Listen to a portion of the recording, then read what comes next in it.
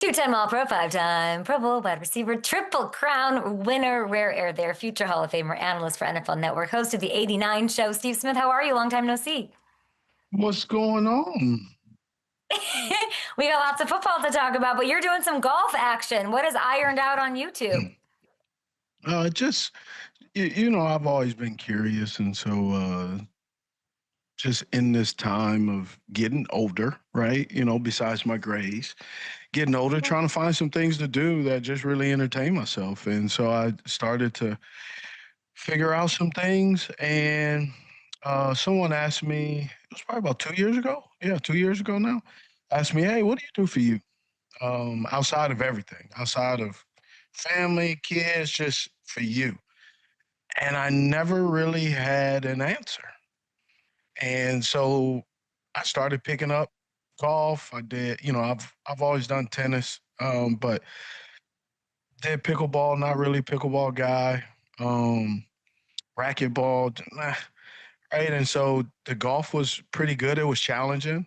And so I've been doing that and started having some fun. Got some camera guys out there, and so we just kind of go around and have conversation on the golf course. I'm actually heading out on Tuesday to do another episode and on Wednesday. So, but the episode is possibly a guy that's getting his possibly getting his Q card or his PGA card, or we're gonna go play Sawgrass. So I got options. So I'm looking forward to it. The only golf course I've ever been to. It is so beautiful, so friendly, so like fun to walk around. And I like the name of the podcast. It's great. Ironed Out on YouTube. Everybody subscribe. Of course, subscribe to the 89 show if you don't already, with our good friend James Palmer, which we love. There was this Panthers. We got to get into that. Of course, Bryce Young had this crazy game. He breaks Cam Newton's single game record. I thought of you right away because you had 156 yards in that game. Can we go to 2011, week 2? What do you remember about this insane performance by yours truly? Listen, I have no clue, and I'm saying that is the last couple of years. Since I obviously been in football, doing analyst work, I watch a lot of other players play. I don't watch my own film. I don't watch my own highlights. So when times like this comes up, I have forgotten more football plays that I've made.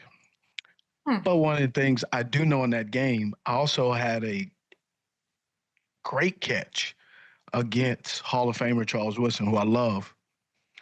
But I had the ball out like a loaf of bread, and I had a fumble. And so I do remember that. So you remember the bad play out of all that goodness? Oh yeah. I'm such a pessimistic Paul, right? I'm working on it. I'm getting better. Not as it's not as frequent, but that's just kind of how I am sometimes. So I just look at, especially when it comes to evaluating myself. I'm my harshest critic. I give myself no grace. I got to do better. Better, so be better. Well, I love that. And you're scouting other players. You were you're, I wouldn't say negative, but you're honest. You're so honest. You were honest about TETAIROA in saying earlier this season, I heard you say that you want to see him do it consistently. Huge day for Bryce. I mean, 130 yards. It's nothing wrong with saying you want to do something consistent. I didn't think so. However, this day and age, I'm starting to realize when you start to say something that people don't like, that's when it's hate. That's when you're threatening. That's when it becomes a negative, and it's just a different generation, a different circumstances. So I'm adjusting, but film doesn't lie. He's a fantastic player, and I can't and will never ever take that away from him. But you could be a fantastic player that needs to improvement. I mean, I think that's what it's called. They say, some people say practice makes perfect. Actually, practice makes improvement. That's why so many teams practice so much. I mean, I think your wide receivers breakdowns are the best out there. I think you have to be able to give an honest evaluation. I don't know. I feel like you just took that negatively. It's not what I was saying at all. Not you. Yeah, no, not you. I have gotten a little bit of negative. I've had general managers, I've had coaches, I've had people text me and was like, "Yo, what's up?" And I'm like, "Nothing. What's up with you?" And so just kind of going, so we're debating and talking. I'm like, "Look, I'm not attacking anybody. If the thing that people don't really understand, if I really want to attack you, I can pull up all your bad plays, bro. Mm. The same way I run the plays you need to improve on, I can pull up your drops. I can pull up all you getting jammed up. So I try not to do that. But if you want me to be petty, I can go ahead and run you out the league and show why you should have never been drafted. But I don't think that's for my role. I don't think that's appropriate. Can you tell me what you're seeing with TETAIROA right now? He's sixth in the NFL in receiving yards, coming off this great game. Clearly, Oh, having a true fantastic number game. one wide receiver means a lot to Bryce. Is he a true number one wide receiver in your eyes? Yeah, he's a true number wide receiver for the Carolina Panthers, right? Because his role for the Carolina Panthers, especially the way Bryce plays, they don't really push. Bryce doesn't push the ball consistently down the field as of yet, and so having T Mac there is really has helped Bryce. And you see on this play right here, he gets it, runs a deep end, catch the ball, gets active, gets up, right, and this touchdown you can see him possession receiver. He gets up, Mhm. gets into the teeth of the defense, right? But when we look at a true number one guy like Justin Jefferson, Jamar Chase, DK Metcalf, some of those guys got a little bit more speed, right? And so you look at the Indianapolis Colts, you look at Michael Pierce. Michael Pierce Michael Pierce Jr. is the number one wide receiver. However, Alex Pierce is knocking on the door. Alec Pierce is knocking on the door because he can stretch the field. When you have speed, that is a commodity your coaches can't coach. You can't do anything about it. That's just genetics. And so when you got guys with speed, teams generally value those guys more. Okay. Love what you're saying. Great analysis, guys. Definitely tweet the show at Up and Adam Show. We have the legend Steve Smith Sr. with us. Last night's game, kind of not my type of game. I like a lot of offense. I like this. The Eagles win. It looked like the Lions, Steve, were going to get the ball back when they're down 7, right? We get this PI on Rock Ya-Sin. Steve, should they have thrown that flag? I'm a wide receiver, so but that one was a tough because if you take away the hand fighting, it's still not a catchable football.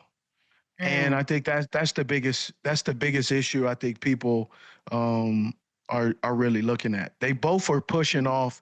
However, if AJ was a little bit more outside and Rock Ya-Sin came and kind of uh, pulled him towards in the opposite direction, then I would believe so. But AJ opens up in the inside, ball is thrown on the outside. So now you have to reach out and you throw that hand up. That's because, your base is under you, but the ball is outside. So that's one of those I'm not necessarily sure about that one. Did you like seeing AJ Brown be used more? Did you like his usage yesterday? I love this usage. I think sometimes when a receiver says something, especially AJ with Philly right now, then it becomes an emphasis on getting him the ball, and some of the other guys may not get enough targets. I mean, at the end of the day, look, the Philadelphia Eagles are favorite to deep into the playoffs, and obviously Philly fans have them winning the Super Bowl again. But throughout the season and over the years, just like every other team, there are little small finite details that rear their ugly head throughout the season, and it gives you a chink in your armor for the opposing teams once playoffs come because they have all 17, 18 weeks, so almost 4 to 600 plays of what you don't do well and what you do well. So when you have that, that's when the playoffs. That's why people get shocked. Teams get stunned is because the playoffs, those games are about exploiting what those current teams don't do well. So if they're in base personnel and they have base personnel 12 personnel, and that means your defense is a base personnel, that means you have less DBs or defenders out on the field. Those defenders now are linebackers. Those linebackers now covering uh, pass catching tight ends, not blocking or run block tight ends. So that's where those mismatch come. And so it's always interesting to see how teams adjust to their deficiencies and how teams exploit other teams on what they can't do well. 11 targets yesterday, 7 catches. Nobody else had more than 2. And the Lions couldn't get a rhythm going. They were 0-5 on fourth downs. Maybe, you stop going for it. Maybe you take the points at some point, and now they're 6-4. That means, Steve, the Chicago Bears are I first know. place in the NFC North. Lions on the outside of the playoff picture looking in. Which of these NFC North teams are actually going to make the playoffs? Hmm. I can see the Bears making the Yeah, playoffs, but also, what'd you say? I said yes, the Bears. Yeah, I can see the Bears making the playoffs just because every time you look up to the Chicago Bears, Ben Johnson has this team firing all cylinders. Defense Mm. is suspect at times. They come up and they make big plays, right? Offense is sputtering. They come back and they run the ball for 200 plus yards, back to back. And then all of a sudden, they're passing the ball. So it's really intriguing to just watch Ben Johnson make adjustments every single week, and they get better every single week. The Green Bay Packers, they're struggling offensively. They don't seem like they want to run the football at all. I know Jacobs got dinged up, but still before that, they're just sitting back throwing the football every play. Their wide receivers are banged up. They got Christian Watson back. Still waiting for Golden to kind of really show what he can do. Jalen Reed's he's the guy that really makes this offense go, and he hasn't been there. So Romeo Dobbs has been there, but the pass has been off. So it's really interesting to see the Green Bay Packers because offensively, you thought they would be a little bit better, and they still continue to rely on the pass, and it just puts them behind the chains a lot in a lot of different ball games. What a time to be alive. It sounds like Steve Smith Sr. is picking and has more faith in the Bears than the Packers and the I mean, you Lions. just got to pick. I'm not saying they won the Super Bowl. I'm just saying that they got a heck of a shot of going to the Yeah. playoffs. If Right? I look at some of these wins are crazy, but they're winning. Like they're Yes, still winning. I know. If I look at the Yeah. whole NFC, you can't convince me it's not going to be the Eagles and Rams in the NFC Championship game. Do you agree? Do you think it could be somebody else? Who's it going to be? Mm. Yeah, man, the Rams are so freaking good. I'm actually rewatching that game, taking some notes just on how problematic they present themselves for every offense. Obviously playing the Seattle Seahawks, they're averaging 30 points a game, and they come out there and they don't even hit 25. So it's crazy, but their defensive line for the Rams is remarkable. Their secondary has really stepped it up. Manuel Forbes is really showing, really coming back, and he's getting coached up well. And then obviously Matthew Stafford is playing at the MVP level. He's throwing dimes everywhere. Devontae Adams is doing his thing, his quick releases, and then you got Puka Nacua doing his thing, Tyler Higbee, and then they run the two-headed monster in the running game. So you can't really pin down one player, take away another player because they utilize all of the guys on their roster. Tutu Atwell, Xavier Smith from FAMU, who they got as undrafted guys. So they're constantly having players show up and show out each and every week. I know you're a Seahawks guy. You like Sam Darnold. I like Sam Darnold. Seahawks built really well. I think it's a Super Bowl roster. I could not have been more upset. Not even like selfishly, like we're gonna have to talk about Sam Darnold and big game stuff, and that's just what it is. I mean, 4 interceptions, not great. I don't know what was Yeah. happening. What did you make of Oh, that? it's the rush, right? Anytime you get a quarterback going backwards, not being able to settle his feet, happy feet, you're gonna have inconsistency. And Sam Darnold is a guy who likes, just like Daniel Jones, he likes to be a rhythm thrower. But if you get him off his spot, that's where he starts to make some mistakes. And a lot of the mistakes he made yesterday and in the other games is when the pressure comes, he gets a little uneasy and he starts to rush himself, and then he gets tunnel vision. That's just part of football. Every quarterback does that. Unfortunately, we have a little bit more history with Sam, but I think he's doing an exceptional job, and I think they were doing the right thing. You're talking about switching over. Man, the Minnesota Vikings would love to have Sam Darnold right now because J.J. McCarthy is not the he's struggling a little bit. He can play, but he's just a tick slow in seeing guys get Mm. open, and that's just being young.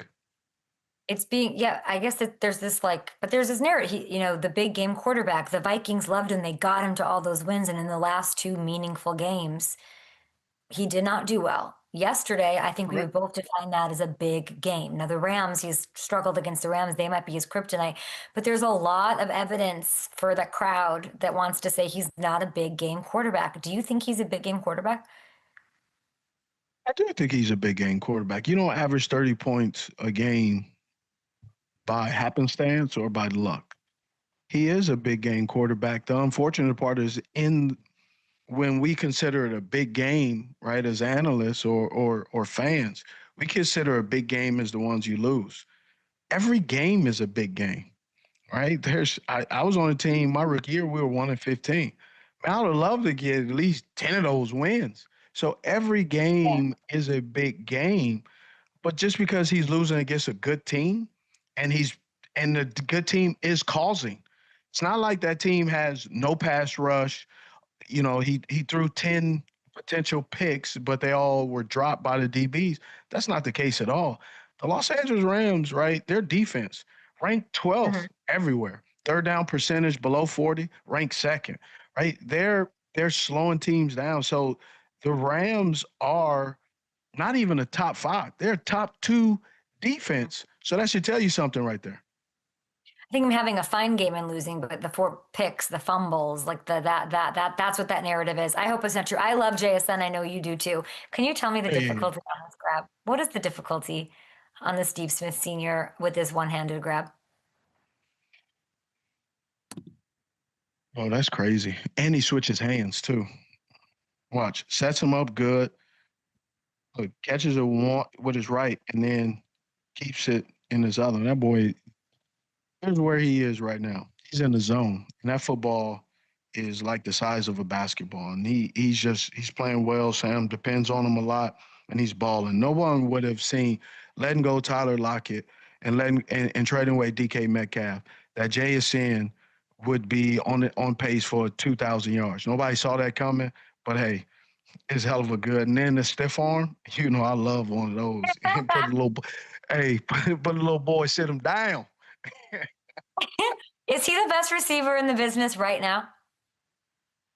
Yeah, right now he is this year, right? He is. He's really showing that. But you also, right? Every year there's someone that shows that they need to be in the big dog category, and JSN is one of those guys. Obviously statistically he's right up there, but you also know that there's some of the other guys last year that where they were statistically where JSN it was good quarterback play too.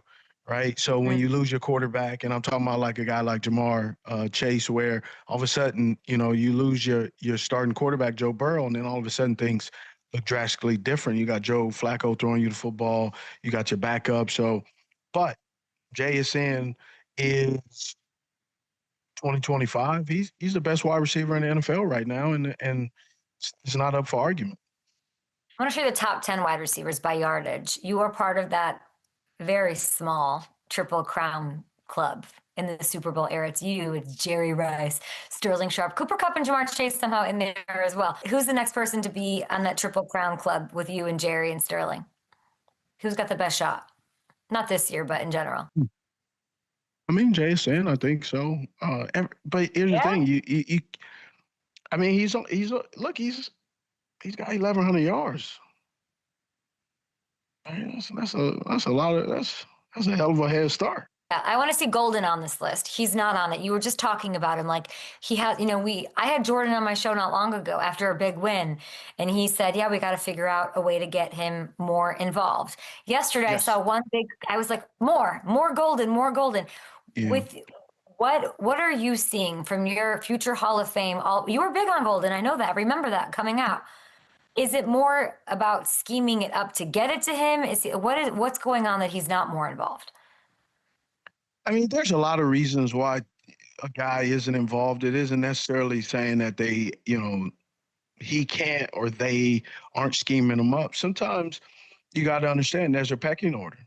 And yes, you have a young talent, but unfortunately, I think a little bit is he's not the feature wide receiver. He is not the guy that they're looking at off the jump.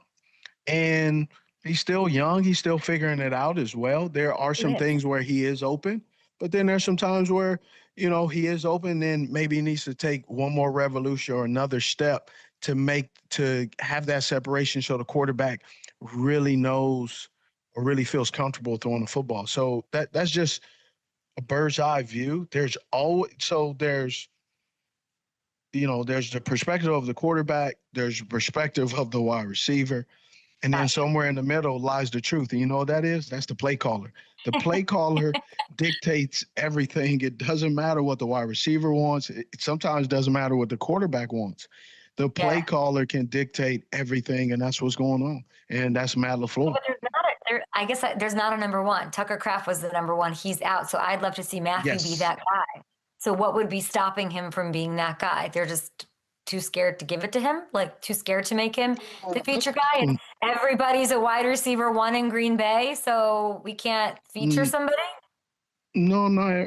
Well, first of all, there's never everybody's a wide receiver. When it's a receiver by committee, that's a code. That code is we don't have an alpha. We have a lot of different guys who have different skill sets, right? This guy has a skill set. He's a deep threat, right? And then Jalen Reed, he's a guy that's horizontal. You're going to use him as a gadget. You're going to get him in between the hashes. Golden was the guy that they got, just like with Christian Watson, who was injured, he's the deep threat. He's the guy down the field. He's going to press the defense. You got him on deep overs. And then Golden is the same thing. He's a deep over, press the defense, but he also has he has some wiggle in his route game as well, but he's still young. So you saw a little bit of it periodically. You saw it in college as well. But, just because you play well on Saturday, it does not guarantee that as soon as you get drafted, you're going to fall off the boat and you're going to be hitting it on all cylinders as soon as you get drafted. That just doesn't happen, and it rarely happens. The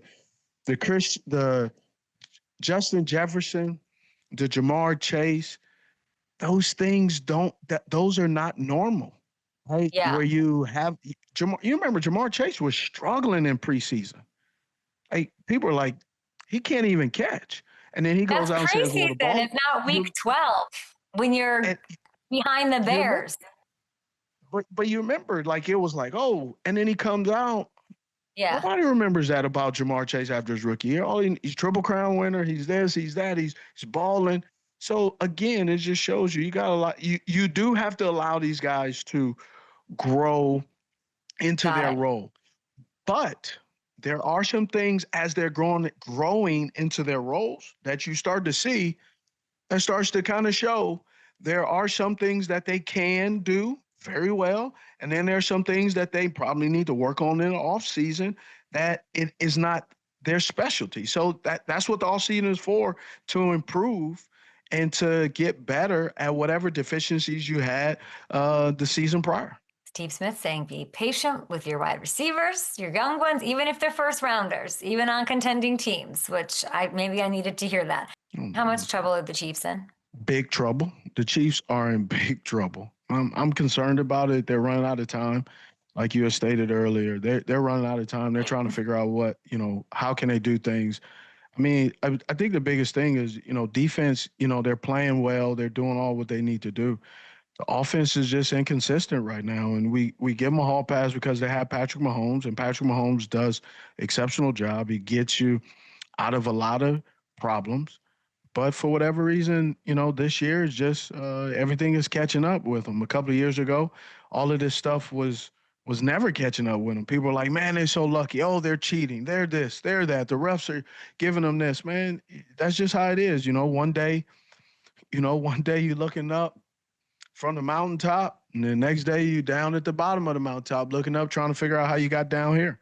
So that's how it goes. I was just thinking about this morning, like, if they're out of it, what does that do to like a Chargers team, obviously a Broncos team, even like the Texans? Like there's 5 teams fighting for 2 wild card spots: Chargers, Jags, Texans, Chiefs, Steelers, or Ravens. Which 2 teams do you think make it out?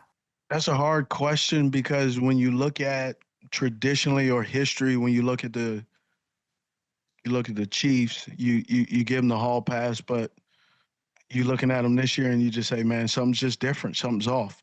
Can't put your finger on it, right? And eventually they'll probably address it in the draft and free agency, and then we'll go back and say, oh, this was what they were missing.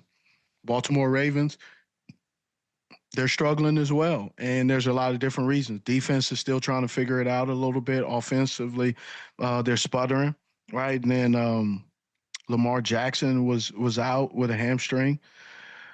And then the Chargers, they lose. They keep losing running backs. Their identity of running the football, being physical, but also to being physical, running the football, that ends up putting a toll on your team, and that's where they find themselves. Houston, Um, I can't figure out what Houston. Houston is just no? really shocked. Yeah, Houston has really shocked me. Their offensive line is struggling, obviously with C.J. Stroud being out, but they just haven't been able to get out of their own way a little bit. And then the Jaguars, mm, they're 6-4, but I'm just not sure about the Jaguars sometimes. You watch them in one game, they look outstanding, and the next game, they just do some things where you just want to pull your hair out. So I'm not really sure. I don't know if I trust Trevor as much, even though, like, obviously it's a hit the first year with Liam and all of that. You see this Travis stuff that even when he comes back, he's hurt his knee. They're going to use Hunter the same way. Do you agree with that? Mm, I mean, if it works out, I think everybody wants to have an opinion about it, but I think it's cool that what he's doing. If he could do it, great, right? What's going to really tell us more than anything is as he continues to play, the contract that he's going to need after his rookie year is going to be the interesting one. Does he get paid as a top tier corner, or does he get paid as a top tier wide receiver? Those are different price tags. And then also too, when you get paid like that, you only can pay so many players. So now the big dogs who are taking up a lot of the salary cap, they can't afford to have off days. They can't afford to disappear or to get injured. That's where it's going to be interesting to see once we figure out, is he an all-star in both, or is he an all-star just in one? The contract is going to tell him what he is. Elsewhere in the AFC, Bills win. Josh Allen crushes like insane numbers, kind of does it all, does a lot of it himself, superhero kind of stuff. So if you can hear me, sorry. Yep. Right? He misses the team. Can you guys hear me? Can you not hear me? Mm-hmm. Mm-hmm. Sorry about this. I need to be hotspotted. We should have done that before the show started. That's my fault. KEON Coleman, late to the meeting, inactive. Sean McDermott's obviously having a talk about this.